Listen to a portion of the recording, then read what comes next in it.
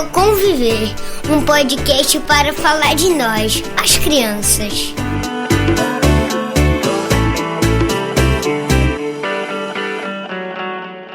Olá, eu sou Catarina Gonçalves e esse é o Conviver, um podcast para falar sobre a vida com as crianças.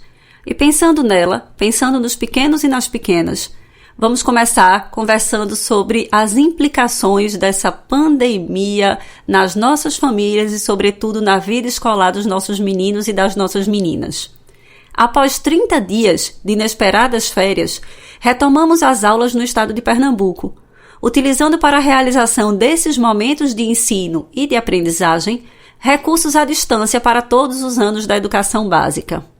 Embora a legislação brasileira aponte claramente a impossibilidade em qualquer situação do uso de tecnologias e de aulas online para a educação infantil e para o ensino fundamental, o Conselho Nacional de Educação publicou um parecer organizando o calendário escolar de 2020 e sugerindo que momentos à distância fossem implantados como substitutivos para a educação presencial, que não está sendo possível de ser ofertada nesse momento. Para justificar o ensino à distância, o Conselho faz uso de um estudo publicado pela OCDE, Organização de Comércio e Desenvolvimento Econômico, que fez uma pesquisa em torno dos efeitos do Covid-19 na implicação do desenvolvimento cognitivo de estudantes e trouxe um guia para orientar o papel educacional diante dessa pandemia no ano de 2020.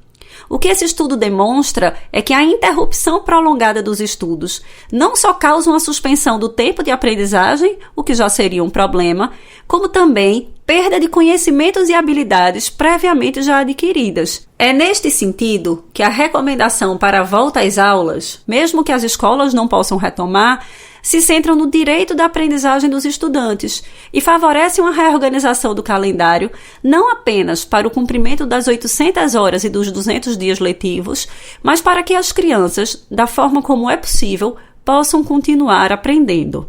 É por isso que, como alternativa para os momentos de estudo, o CNE orientou que as instituições educacionais, sejam elas públicas ou particulares, desenvolvessem um trabalho efetivo por meio de atividades não presenciais, como alternativa para reduzir a reposição de carga horária presencial ao final da situação de emergência, permitindo que os estudantes mantivessem uma rotina básica de atividades escolares, mesmo se mantendo ainda afastados do ambiente físico da escola.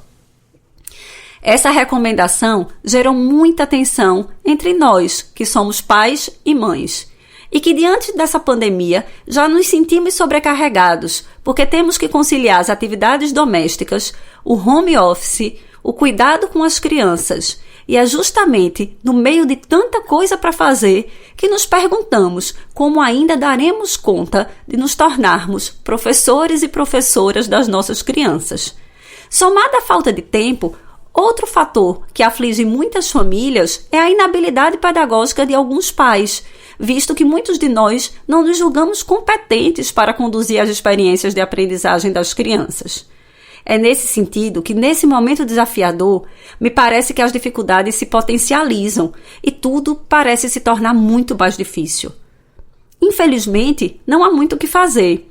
Nós teremos que dar conta das atividades escolares. Afinal, os direitos das crianças se sobrepõem a qualquer outro direito. E é nesse sentido que nós precisamos nos perguntar como faremos, a fim de que consigamos encontrar caminhos mais suaves para esses problemas que já nos parecem tão duros. É por isso que eu me propus nesse podcast a fazer algumas reflexões que me parecem importantes, buscando alternativas possíveis à condução desse ensino à distância ou ensino remoto, que não vai se caracterizar por momentos puramente online, sem que a saúde emocional dos nossos filhos e filhas seja prejudicada. Para isso, precisaremos cuidar também da nossa saúde emocional. Afinal, apenas pais e mães saudáveis poderão educar filhos e filhas saudáveis. A primeira dica que eu queria trazer para que a gente pudesse pensar em deixar mais suave esses momentos desafiadores que vivemos é de que nós precisamos continuar ocupando o lugar de pai e mãe das nossas crianças. Lembrem-se, não nos tornamos professores e professoras. É por isso que não precisamos nos cobrar como se fôssemos docentes profissionais. Isso significa dizer que faremos o acompanhamento dos nossos filhos como podemos. Afinal, educação, direito de todos, é dever do Estado e da família. Já educávamos e continuaremos educando, ajudando nossas crianças e adolescentes do lugar de quem educa, de quem cuida, de quem ama, mas que não é professor nem é professora para escolarizá-los. Essa dica vale até mesmo para aqueles pais que, como eu, são também professores e professoras, mas que neste momento não estão ocupando essa função formal na educação de seus filhos. Dito isso, eu ressalto que cada família terá que encontrar a sua própria forma de desenvolver esse momento, organizando as atividades escolares no escopo da própria convivência. É assim que uma comunidade se constrói. Uma família é a primeira comunidade na qual nós podemos aprender a conviver com as outras pessoas.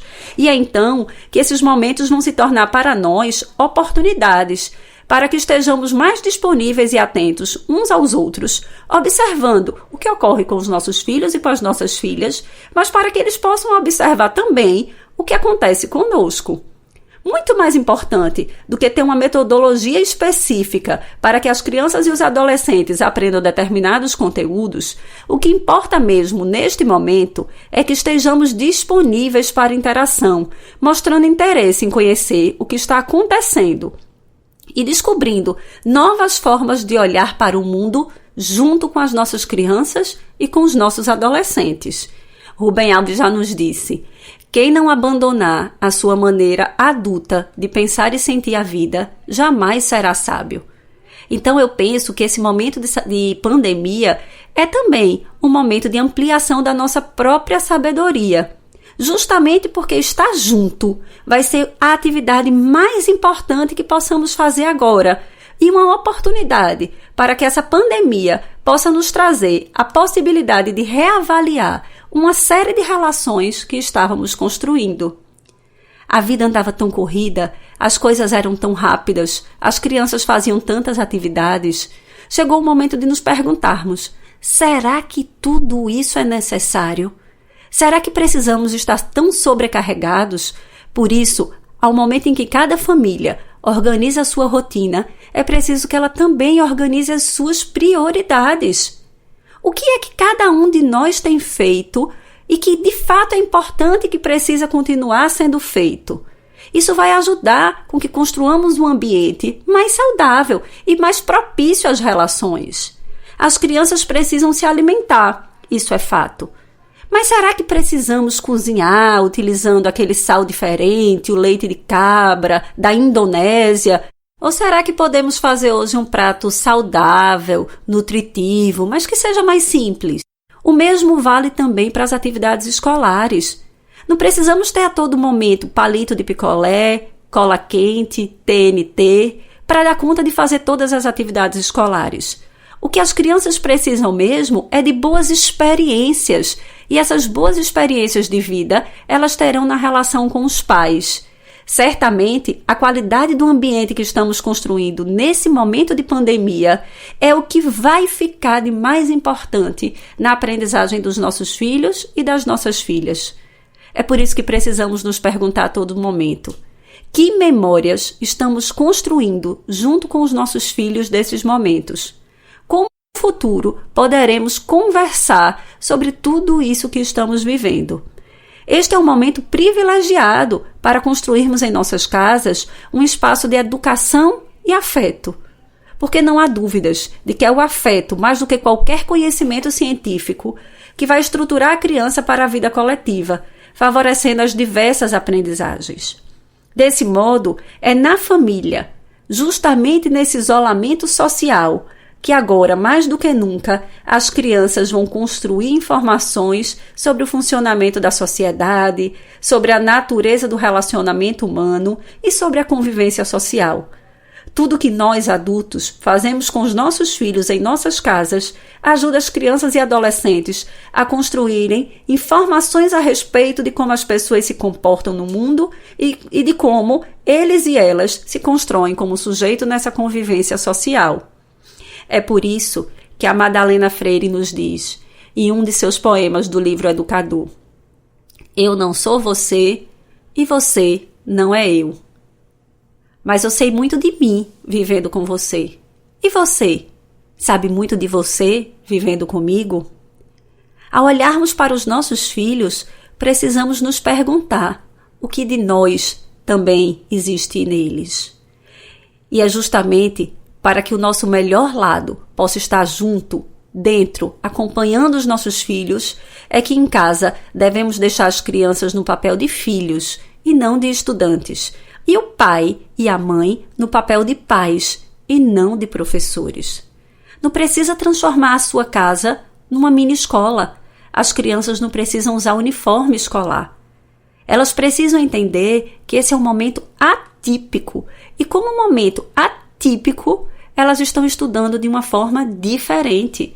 As aulas não voltaram. A escola não voltou. O que voltou foi a possibilidade de continuar aprendendo, o que é urgente e necessário.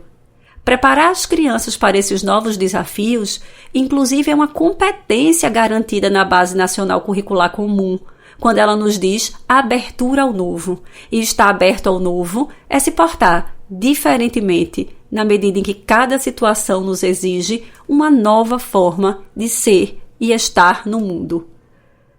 Para aprender essa nova forma, precisamos dialogar na nossa família, compartilhando decisões, produzindo uma agenda em coletivo com as crianças e com os adolescentes.